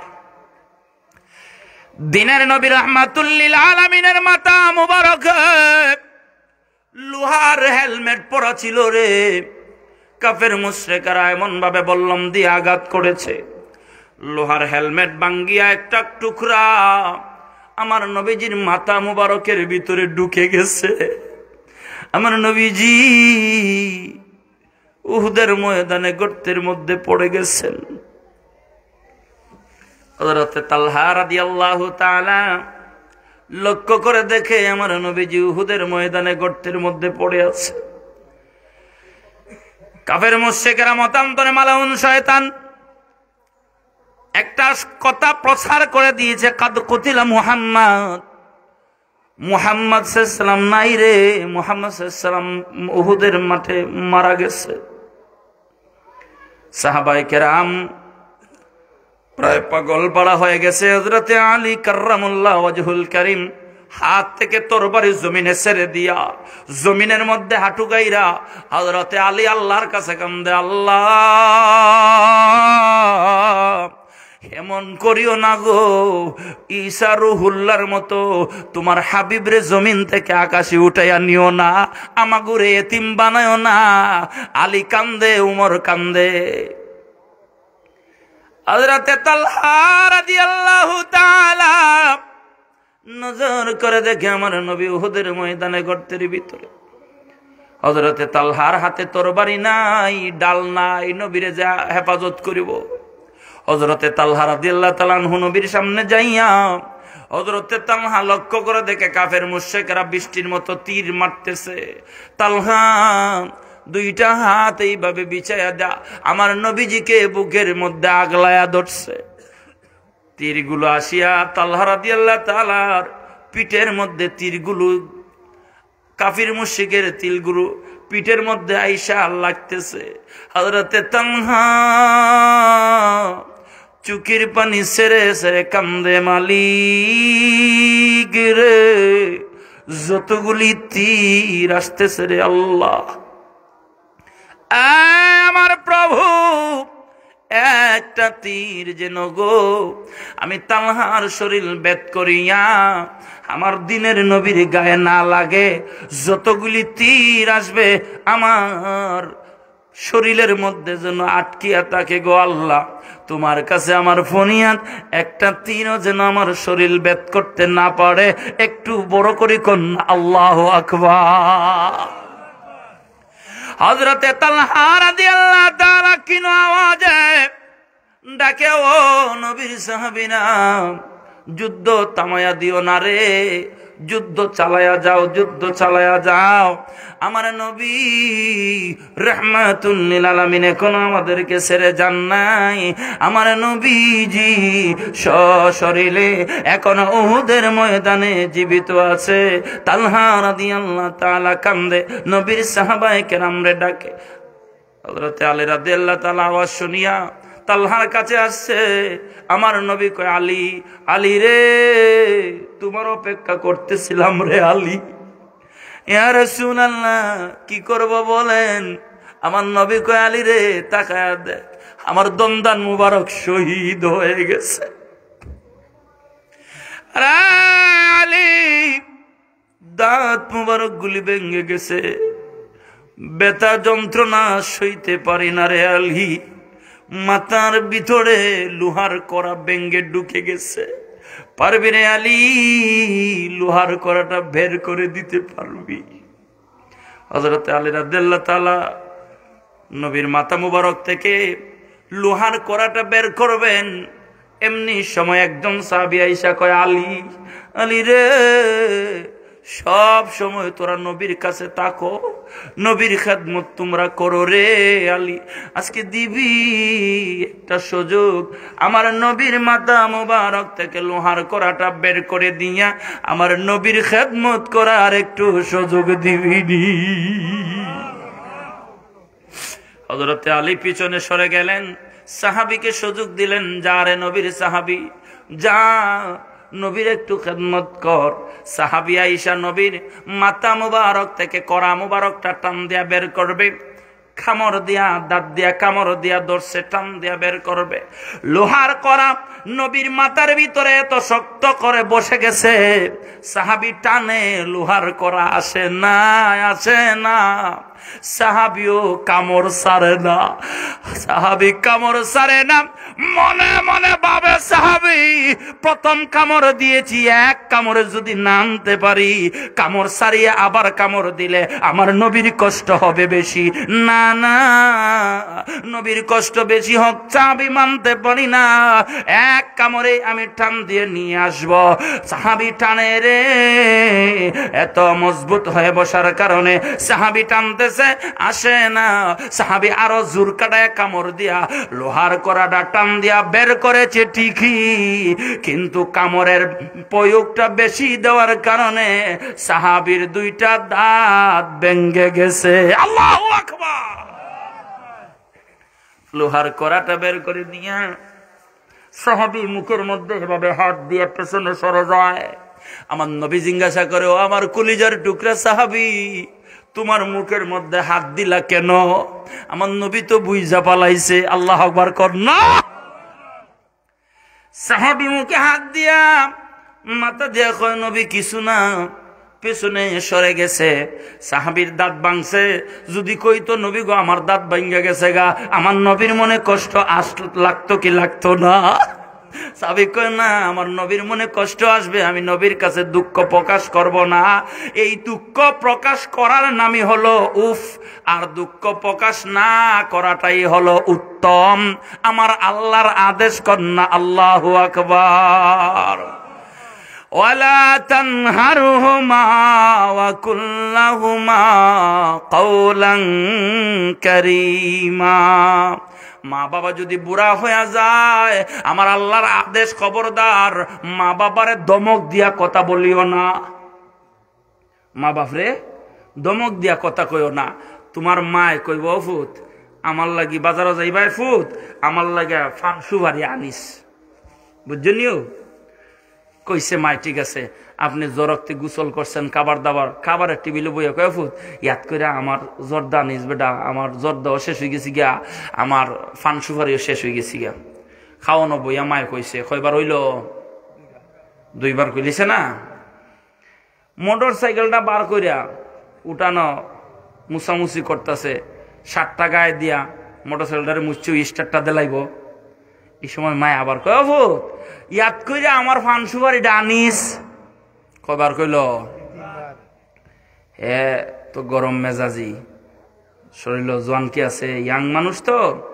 হে উঠটা কইলেছে ওই সেরে খালি একটা ফের ফিরি করো, আনমনে চাই না তোমার হন লাগেনি। আনবো ছেলে কিন্তু ফান সুপারি মারে আইনা দেয়, কিন্তু মায় যে বারবার হইতেছে বিরক্ত হয়ে গেছি গা। বিরক্ত হইয়া কয় ও তো ফের ফিরি করে আনমনে চাই ছেলে না রে গো। আল্লাহ কয় খবরদার, ওয়ালা তানহারহুমা, মার এইভাবে দমক দিয়া কথা কইস না, ক নরম সুরে কাউলান কারীমা আও কাউলাম মারুফা। নরম সুরে মারে কো আম্মা আম্মু আচ্ছা আনমনে কো মাই, তুমি চিন্তা করো না, আনমনে নরম সুরে খ, গরম সুরে কইস না। আমি আল্লাহ নিষেধ করলাম, ওয়ালা তানহারহুমা, মা বাবাকে দমক দিয়া কথা কইস না। মা বাবার সাথে কথা বলবি তো কাউলান কারীমা আও কাউলাম মারুফা, সুন্দর করে নরম সুরে আদবের সাথে মা বাবার সাথে কথা কবি। ওয়াকফিদ লাহুমা জানাহাল যুল্লি মিনার রাহমা। আর তোর মা বাবা যখন বৃদ্ধ হইয়া যায় রে ও যুবক, তোর রহমতের ডানা 2টা মা বাবার জন্য বিছাইয়া দিবি। কার হুকুম? ওয়াকফিদ লাহুমা জানাহাল যুল্লি মিনার রাহমা, মা বাবার জন্য তোর রহমতের ডানা বিছাইয়া দিবি। ও ভাই আমাগো ডানা আসেনি? কথা কন না, ডানা তো তাকে ফাকির। আমাকেও দেখবেন ওই যে মুরগ আছে না, মুরগি মা চাও আছে, 8-10টা চাও ডিম থেকে বাইরেছে, ছোট ছোট খটখট করে আদার খায়। মায়ের লইয়া বাইরেছে, উঠানে বাইরেছে, রাস্তার কোণে রাইছে। হঠাৎ করে মায় দেখে তাকায়া ওই আকাশে চিল যাচ্ছে। মা কর কর কর কর করে সবটি বাচ্চারা ডাক দিছে। মার ডাক শুনে সবটি কাছে আসছে। মা 2টা ডানা দিছে, ডানার ভিতরে বইছে, সবটিরে ডানার ভিতরে ঢুকাইয়া দিছে। চিল চলে গেছে, আবার বাইর করছে। এটা এই যে ডানাটা, এটা হইল রহমতের ডানা। এই ডানার নাম কি? জানাহাজুল মিনার রাহমা। রহমতের ডানা দিয়া মা সন্তানরে আগলায় রাখছে, ছিলে নিতে পারছে না। কারণ আমরা তো ডানা নাই, আমরা কিসের ডানা বিছাইতাম? আল্লাহ যে কইলেন ডানা বিছাইয়া দাও। ও ভাই, আল্লাহ যে বলছে রহমতের ডানা বিছাইয়া দিবা, তোমার টাকা পয়সা ধন দৌলত, টাকা পয়সা ধন দৌলত সম্পত্তি সব কিছু মা বাবার জন্য উজাড় কইরা এমন ভাবে মা বাবারে নিয়ে সংসারে চলো যেন তোমার মা বাবার খাওয়া দাওয়া, উঠা বসা, চলাফেরা, চিকিৎসা কোনো ধরনের কষ্ট হয় না। এটার নাম হইল তুমি রহমতের ডানা বিছাইয়া দিবা। এরপরে আল্লাহ বলেন ওয়াকুর রাব্বিরহামহুমা কামা রাব্বায়ানি সগীরা। মা বাবা দুনিয়ার যাদের আছে এরা তো মা বাবার সেবা খেদমত করবে। মা বাবার সেবা খেদমত করলে আহা, আল্লাহ নবী সাল্লাল্লাহু আলাইহি ওয়াসাল্লাম ইরশাদ করেন যদি কোনো সন্তান মা বাবার চেহারার দিকে মায়ার নজরে একবার তাকায়, জুড়ে বলেন কয়বার? আল্লাহর নবী বলেন কোন সন্তান যদি মায়ের চেহারার দিকে বাবার চেহারার দিকে মায়ার নজরে একবার তাকায়, আল্লাহ সুবহানাহু ওয়া তাআলা তাকে একটা কবুল হজের সওয়াব দান করে দেয়। কয়বার রে ভাই? আমার নবীর প্রিয় সাহাবী প্রশ্ন করে, ইয়া রাসূলুল্লাহ, ওগো আল্লাহর পয়গম্বর, কেউ যদি মা বাবার চেহারার দিকে 100 বার তাকায় তাইলে কি 100টা কবুল হজের সওয়াব পাইবনি? আমার নবী বলেন, যতবার তাকাবে আমার আল্লাহ ততটা কবুল হজের সওয়াব দান করে দিবে। মা মিন ওয়ালাদিন বাররিন ইয়ানজুরু ইলা ওয়ালিদাইহি নাযার রাহমা, নবী বলেন রহমতের নজর যতবার দিবে, ইল্লা কাতাবাল্লাহ, আমার আল্লাহ সুবহানাহু ওয়া তাআলা বিকুল্লি নাজরাতিন হজ্জ মাবরুরা, আমার আল্লাহ তাকে হজে মাবরুর হজের সওয়াব দান করে দিবে। সাহাবী কয়, আমি যদি আমার মার দিকে বাপের দিকে মায়ার নজরে 100 বার তাকাই, নবী কয় 100টা কবুল হজের সওয়াব দিয়া দিব। 1000 বার যদি কেউ তাকায় আমল নামায় 1000 কবুল হজের সওয়াব পায়া যাইব। আল্লাহর কাছে কি সওয়াবের অভাব আছে নাহি ও ভাই?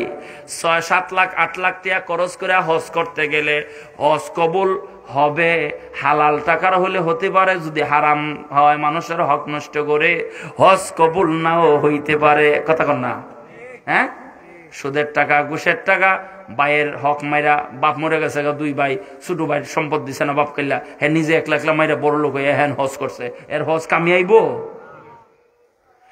আমার নবী বলেন, মা বাবার চেহারার দিকে সন্তান 1000 বার যদি তাকায়, 1,00,000 বারও যদি তাকায় রে, 1,00,000 বার তাকাইলে 1,00,000 বার কবুল হজের সওয়াব পাওয়া যাবে। 1টি হজের সওয়াব পাবে, 1টি হজের সওয়াব পাবে, মাকে একবার দেখিলে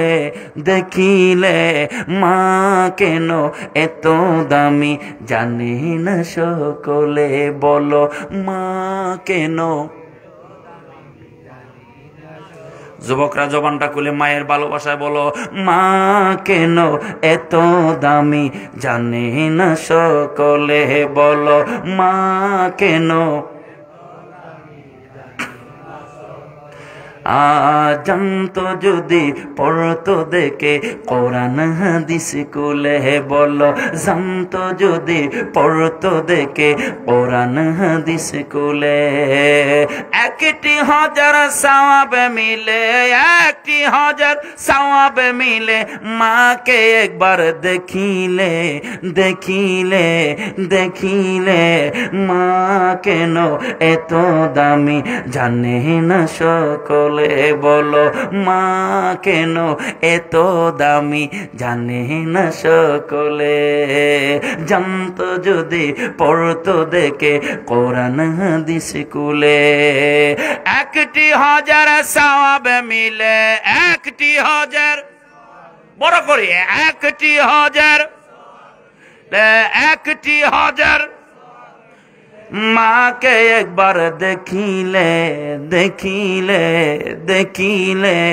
মা কেন এত দামি জানে না সকলে, মা কেন এত দামি। বন্ধুরা আমার, মার দিকে বাপের দিকে মায়ার নজর করে তাকাইবা। মায়ার নজর আবার কারে কয়? এ আমার যুবক ভাই, মায়ার নজর কি? তোমার বাবা তোমার মা বৃদ্ধ হয়ে গেছেন, মা দুঃখিনী, বাবা বৃদ্ধ হয়ে যাওয়ার কারণে, বাবা বৃদ্ধ হয়ে গেছে, শরীরের শক্তি কমে গেছে, বাবা এই শীতের মাঝে বাজারে যাইয়া চুল কাটতে পারে না, বাপে বাজারে যাইয়া মুখ শিপ করতে পারে না। তুমি সন্তান যদি রে এই শীতের মধ্যে উঠোনার কোনার মধ্যে বসাইয়া, রৌদ্রের মধ্যে বসাইয়া, মেশিন লইয়া, এখন তো আধুনিক হইছে, সহজ হইছে, মা বাপের খেদমত করা সহজ।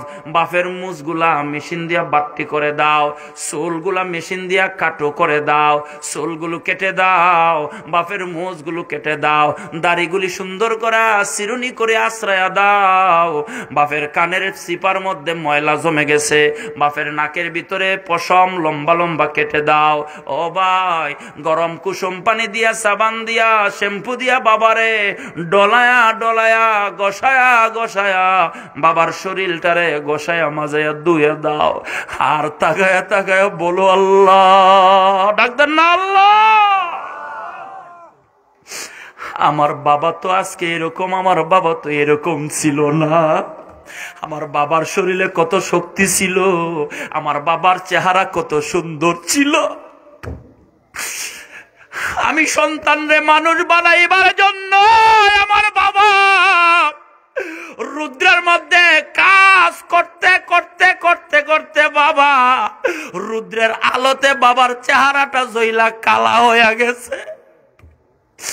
আমার বাবার শরীরের শক্তি কমে গেছে, আমার বাবার শরীরের চামড়া কুচ হয়ে গেছে রে। আমার চিন্তা করতে করতে আমার বাবার হাড় দুর্বল হয়ে গেছে। আমার বাবা অসুস্থ, শরীরে শক্তি নাই, হাতের নখগুলো কাটতে পারে না।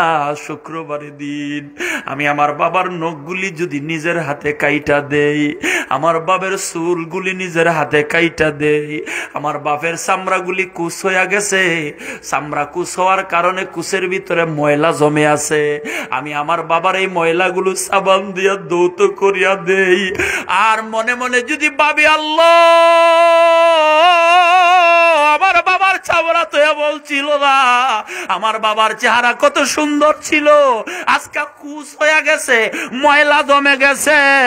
যতবার মনে মনে বাবার কথা এভাবে কল্পনা করবি আর বাবার চেহারার দিকে তাকাবি, মার চেহারার দিকে তাকাবি, যুবক ও যুবক ও যুবক, আমার নবী বলে কুল্লু নাজরাতিন হাজ্জে মাবরুরা। যতবার মার দিকে তাকাবি, বাপের দিকে তাকাবি, আমার আল্লাহ কানায় কাবায় যাইয়া হজ আদায় করলে যেই হজ আমার আল্লাহ কবুল করে লয়, ওই কবুল হজের সওয়াব তোর আমল নামায় আল্লাহ দিয়া দিবে। সন্তান, বাবার চুলগুলা নিজের হাতে মেশিন দিয়া কাটিয়া দিস। তোর ছেলে সন্তান রে তুই যেমন বিদেশ থেকে মেশিন এন না তোর বাচ্চার চুল কাইটা দেস, তোর বাপের মাথার চুলটা এইভাবে কাইটা দিবি, বাপের নখের আঙ্গুলের নখগুলা প্রতি শুক্রবার কাইটা দিবি, বাবার বগলের পশমগুলা পরিষ্কার করে দিবি। বাপ যদি একেবারে বৃদ্ধ হয়, মা নাই দুনিয়ায়, বাবা অসহায়, তোর বাবার 1 মাস অন্তর অন্তর 40 দিনের ভিতরে লজ্জা করিস না, এটা জায়েজ আছে। তোর বাবাকে তোর রুমে নিয়া বা গোসলখানায় হাম্মামখানায় নিয়া বাবার শরমর জায়গা পরিষ্কার করে দিবি, বাবার শরীরটা দৌত করে দিবি, বাবারে পরিষ্কার রাখবি, পরিচ্ছন্ন রাখবি। আর বাবার চেহারার দিকে তাকাবি।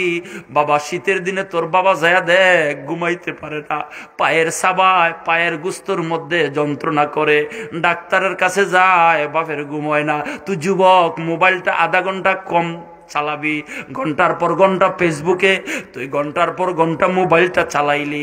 একটা কাজ করবি, এখন থেকে প্রতিদিন রাত্রে তোর বাবাকে রাত 10টার পরে বলবি, আব্বা ভাত খাইছো? খাইছি।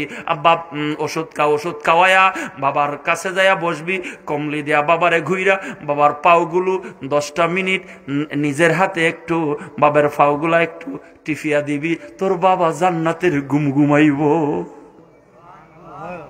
কারণ তোর বাবা বৃদ্ধ হয়ে গেছে, শীতের কারণে পাওগুলি চাবায়, ঘুমে ধরে না, ঘুমে ধরে না, প্রেসারের রুগী ঘুমে ধরে না, পাওগুলি চাবায়া দে, পাওগুলি চাবায় একটু টিপিয়া দে, পায়ের তালুর মধ্যে একটু সরিষার তেল মাখায়া দে, বাবার মাথাটা হাতায় হাতায়া দে, তোর বাপ ঘুমাইব আর মনে মনে দোয়া করব। তুই দেখবি না, কিন্তু তোর বাবা হাত তোলা লাগবে না, তোর বাবা চোখের পানি ছাড়বে আর মনে মনে বলবে, আল্লাহ আমি তো দুনিয়ায় থাকবো না, আমার এই ছেলেটারে দুনিয়াত রাইকা যাইতেছি আল্লাহ, আল্লাহ তোমার কাছে আমানত রাইকা যায়, আমার ছেলের যেন কষ্ট না হয়। বাবা যদি তুই সন্তানের জন্য এই দোয়া করে, দুনিয়ার কোনো গাটো তুমি আটকা পড়বা না। তোর কানাডার ভিসা হয় না, গ্রিসের ভিসা হয় না, ধনী হস না, ব্যবসা হয় না, বাপের দোয়া নে, দুনিয়া উজালা হয়ে যাবে। আমরা দুনিয়ার একটা জায়গায় আটকা পড়ে যাই মা বাপের খেদমতের বেলায়। ও বাইরে, তুমি আজকে মনে মনে ভাবতাছ না হুজুর, একদিন তুমিও বৃদ্ধ হইবা, তখন তুমি আজকে আমার ওয়াজটা তখন বুঝবা, এখন বুঝবা না। মা বাবার অন্তরে কষ্ট দিবা না, আল্লাহর আরশ কাইপা যায়। মা বাবার দোয়া নিবা। আর যাদের মা বাবা দুনিয়ায় নাই, তারা মনে মনে বাপ কল্পনা করে আমার তো মাও নাই বাপও নাই, আছেন এরকম। যাদের মা নাই বাবা নাই, তাদের জন্য আমার শেষ ওয়াজ, মা বাবার কবরটা যাইয়া জিয়ারত করবা। ইবনুল কাইয়্যুম আর রূহ কিতাবের মধ্যে লেখেন, সন্তান যখন মা বাপের কবরের পাশ দিয়া, গুরুস্থানের পাশ দিয়া হেঁটে হেঁটে যায়, মা বাবা সন্তানের হেঁটে হেঁটে যাওয়ার পায়ের আওয়াজ কবরে তাকিয়া শুনে। শুধু শুনে না, সন্তান রে চিনে। আর মা বাবা ডাকতে থাকে, ও বাবা, ও সন্তান, ও ছেলে আমার। আয়কে বর্মা মেরু বিদা মাংকুশা, আয়কে বর্মা মেরু বিদা মানকুশা, আসের ইখলাস ওয়াল হামদু বাখা, আসের ইখলাস ওয়াল হামদু বাখা। ছেলে আয় রে, আয় আয় আয়, বাড়ি ঘর ধন সম্পত্তি আমি তোরে দিয়ে আইছি রে ফুত, এইগুলো আমি বাগ চাই না তোর কাছে। আমার কবরের পাশে একটু আয়া দাঁড়া, আল্লাহর কোরআন থেকে আলহামদু পড়ো, ইখলাস পড়ো, আমি আল্লাহর কাছে আমার জন্য একটু দোয়া করো। তুমি সন্তান হইয়া দোয়া করলে আল্লাহ আমারে জান্নাতবাসী বানায়া দিবে। নবী বলেন, একদল মানুষ গুনাহ লইয়া কবরে যাইবে, কিয়ামতের মাঠে জান্নাতি হইয়া বের হবে। কেন কেন? সন্তান দোয়া করিব, মা বাবার গুনাহ আল্লাহ মাফ করতে করতে সন্তানরে আল্লাহ জান্নাতি বানায়া দিবে। সাল্লাল্লাহু আলা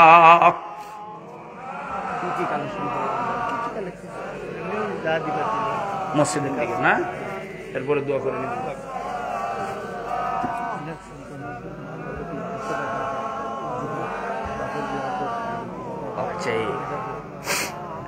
সাল্লাল্লাহু আলাইহি তোমার কাছে রাখো একটা মিনিট।